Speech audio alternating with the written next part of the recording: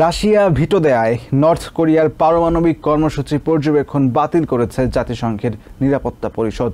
বৃহস্পতিবার আয়োজিত ভোটাভুটিতে চায়না ভোটদান থেকে বিরত থাকে এ বিষয়ে জাতিসংঘে আমেরিকার রাষ্ট্রদূত লিন্ডা টমাস গ্রিনফিল্ড জানান, নর্থ কোরিয়ার বিরুদ্ধে অর্থনৈতিক নিষেধাজ্ঞা বহাল থাকবে। এদিকে রাশিয়ার সাথে নর্থ কোরিয়ার সাথে যোগ সাজশের অভিযোগ করেছেন স্টেট ডিপার্টমেন্টের মুখপাত্র ম্যাথিউ মিলার। নর্থ কোরিয়ার পারমাণবিক কর্মসূচি পর্যবেক্ষণ বাতিল করেছে নিরাপত্তা পরিষদ।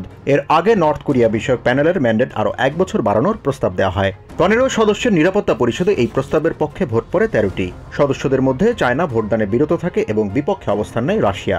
ভোটাভুটি শেষে জাতিসংঘে আমেরিকার রাষ্ট্রদূত লিন্ডা টমাস গ্রিনফিল্ড বলেন, কোরিয়ান পেনিনসুলা অশান্ত করতে নর্থ কোরিয়া একের পর এক ক্ষেপণাস্ত্র পরীক্ষা চালাচ্ছে।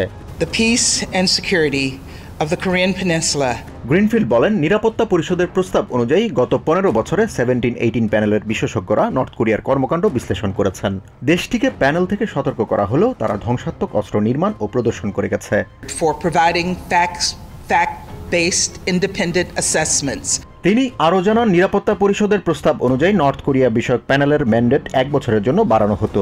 These ballistic missile launches are destabilizing to the region.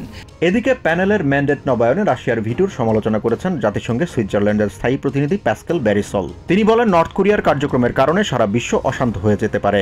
প্যানেলের ম্যান্ডেট বাতিল হলেও দেশটির বিরুদ্ধে আরোপ করা নিষেধাজ্ঞা বহাল থাকবে বলেও জানান তিনি। The sanctions remain in place.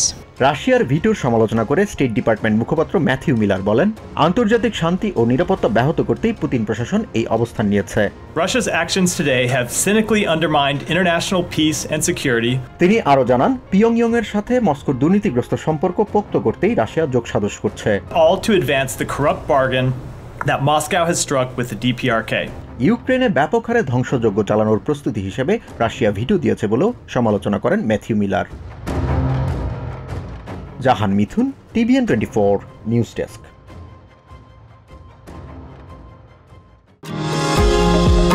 New York থেকে সম্প্রচারিত TVN 24 টেলিভিশন বিশ্বজুড়ে বাঙালির কণ্ঠস্বর।